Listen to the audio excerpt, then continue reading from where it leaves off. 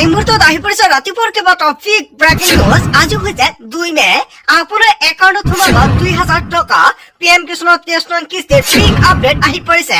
PM কিষাণৰ 23 নং কিস্তিৰ তাৰিখ ঘোষণা কৰিছে কেন্দ্ৰীয় চৰকাৰৰ ফালৰ পৰা। অৰুণোদয়ৰ প্ৰতিজন হিতাধিকাৰীৰ একাউণ্টত 1250 টকাৰ পৰিৱৰ্তে 3000 টকা সোমাই দিব। অতি শীঘ্ৰে এই তিনিটা গুৰুত্বপূৰ্ণ কাম কৰক, অন্যথা অৰুণোদয় আঁচনিৰ টকা নাপাব। যদি আপুনি চৰকাৰী কৰৰ বাবে চিয়ৰিং কৰিছে, চৰকাৰী কৰৰ প্ৰথম কিছু টকা ৰিলিজ কৰা হ'ব সকলোৰে বেংক একাউণ্টত। আত্মসহায়ক প্ৰতিজন মহিলাৰ বেংক একাউণ্টত 25,000 টকা সোমাব। যদি আপুনি 10,000 টকাৰ চেক পাইছে, ভাল খবৰ।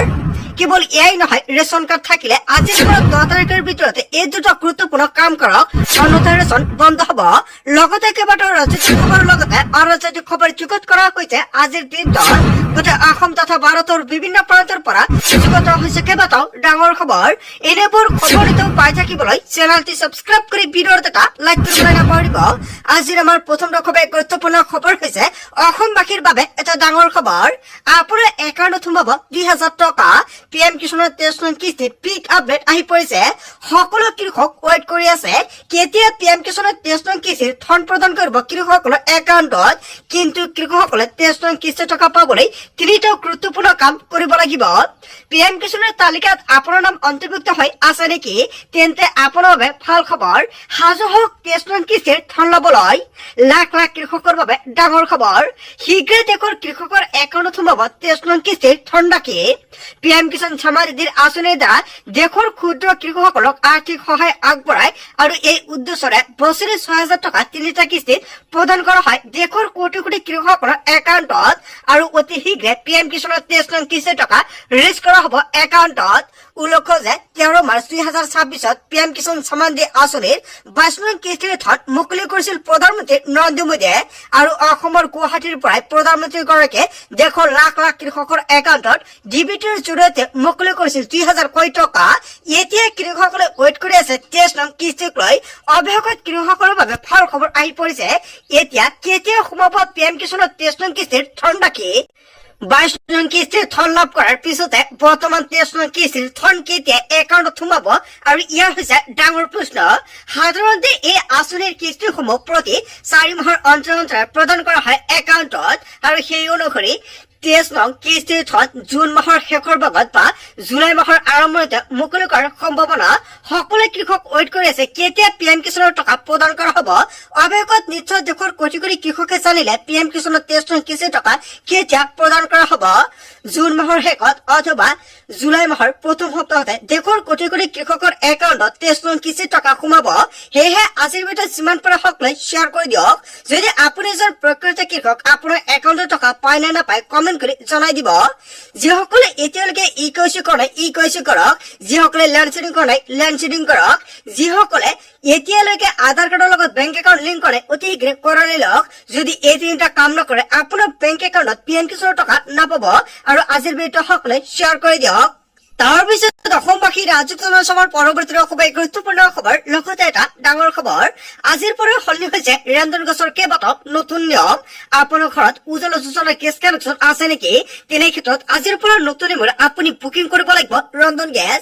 যদি আপোনাৰ ৰন্ধন গেছ আছে এই কেইটা নতুন নিয়ম মানিব লাগিব, অন্যথা আপোনাৰ বেংক একাউণ্টত ছাবচিডিৰ টকা জমা নহ'ব। বুকিং আৰু ডেলিভাৰীক লৈ আহি গ'ল নতুন নিয়ম। OTP অবিহনে লাভ নকৰিব ৰন্ধন গেছৰ চিলিণ্ডাৰ। এতিয়াৰ পৰা নতুন নিয়মেৰে আপুনি লাভ কৰিব ৰন্ধন গেছ। 1 মে অৰ্থাৎ আজিৰ পৰা OTP নোহোৱাকৈ নাপাব চিলিণ্ডাৰ। 1 মেৰ পৰা অসমৰ লগতে ভাৰতবৰ্ষত সলনি হৈছে কেইবাটাও নতুন নিয়ম। চিলিণ্ডাৰ বুক কৰাৰ পাছত আপোনাৰ মোবাইলত যাব OTP। ৰেজিষ্টাৰ্ড মোবাইল নম্বৰত আপুনি লাভ কৰিব OTP। ডেলিভাৰীৰ সময়ত আপুনি সেই OTPটো ক'ব লাগিব। ৰচিদ দেখুৱালেও OTP দিয়াটো বাধ্যতামূলক। কেৱল এয়াই নহয়, চহৰ অঞ্চলত 21 দিনৰ পূৰ্বে আপুনি 25 জনলৈ বৃদ্ধি পাইছে গেছৰ বুকিঙৰ সময়। হয়, যদি আপুনি চহৰ অঞ্চলত বাস কৰে তেনে ক্ষেত্ৰত 21 দিনৰ পৰিৱৰ্তে 25 জনলৈ বৃদ্ধি হৈছে গেছ বুকিঙৰ সময়। আৰু দুটা চিলিণ্ডাৰ বুকিঙৰ সময়সীমা 25 দিনলৈ বৃদ্ধি। আৰু গ্ৰাম অঞ্চলত এই সময় 45 দিনলৈ বৃদ্ধি হ'ব পাৰে। সময়সীমাৰ পূৰ্বে গেছ বুক কৰিলে স্বয়ংক্ৰিয়ভাৱে কৰি দিব ব্লক।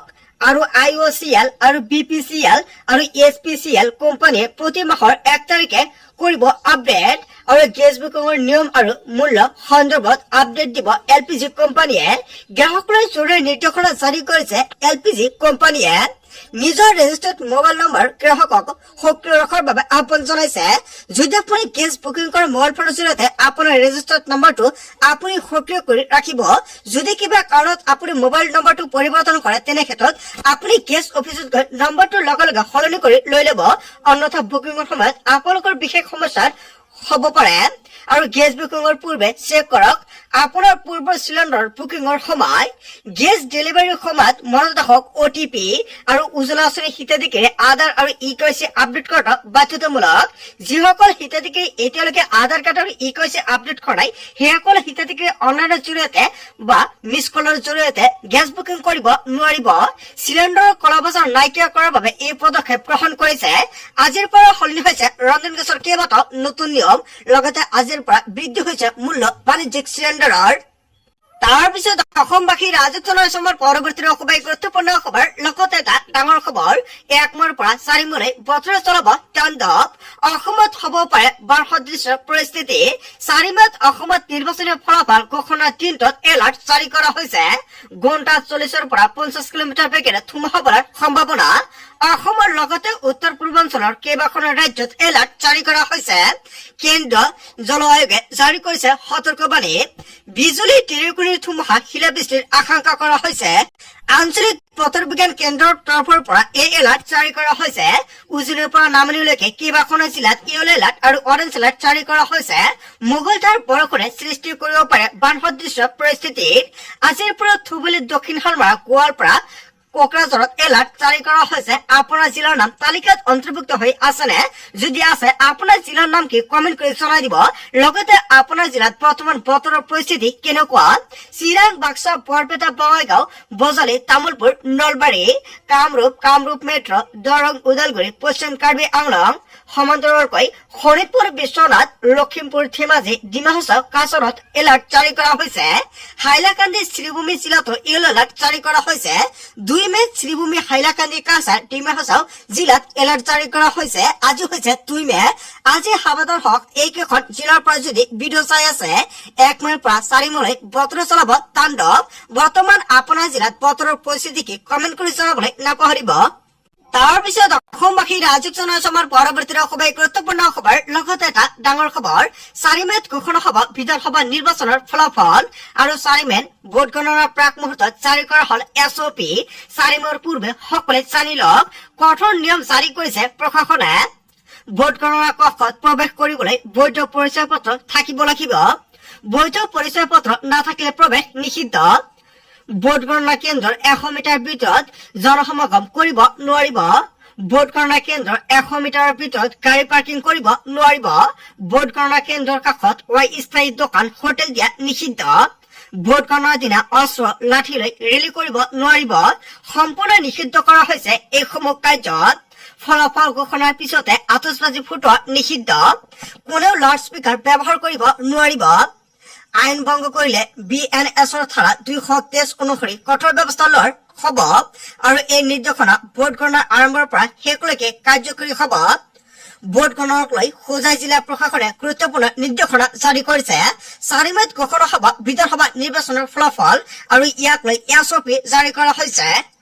তাৰ পিছত অসমবাসী ৰাজত্বৰ সময়ৰ পৰৱৰ্তী অসবাই গুৰুত্বপূৰ্ণ খবৰ লগতে এটা ডাঙৰ খবৰ 4 মেত অসমত চৰকাৰ গঠন কৰিব বিজেপি মিত্ৰজোঁটে অসমত এইবাৰ পুনৰ ধূলিসাৎ হৈ যাব বিৰোধী তৃতীয়বাৰলৈ অসমত চৰকাৰ গঠন কৰিব বিজেপি মিত্ৰজোঁটে সঁচা প্ৰমাণিত হ'ব এক্সাইট পল বিজেপিয়ে 80খনতকৈ অধিক আসন লাভ কৰিব আৰু NDA ট্ৰিপল ডিজিট লাভ কৰিব বুলি মন্তব্য কৰিছে ৰাজ্যিক বিজেপিৰ সভাপতি দিলীপ শইকীয়াই তৃতীয়বাৰৰ বাবে প্ৰচণ্ড বিজয় লাভ কৰিব আৰু 4 মেৰ 10:30ৰ পৰা 11 বজালৈকে বিজেপিৰ চৰকাৰ আহিব বুলি কৈ থাকিব আৰু এইবাৰ পৰাস্ত হ'ব 3 গগৈ শিৱসাগৰ সমষ্টিত অখিল গগৈ পৰাস্ত হ'ব যোৰহাট সমষ্টিত গৌৰৱ গগৈ পৰাস্ত হ'ব আৰু খোৱাঙত লুৰিণজ্যোতি গগৈ পৰাস্ত হ'ব গৌৰৱ লুৰিণ অখিলৰ সমষ্টিত জিকিব বিজেপিৰ প্ৰাৰ্থী 4 মেত অসমত চৰকাৰ গঠন কৰিব বিজেপি মৃত্যুজতে হয় এটা বিগ ব্ৰেকিং নিউজ আহি পৰিছে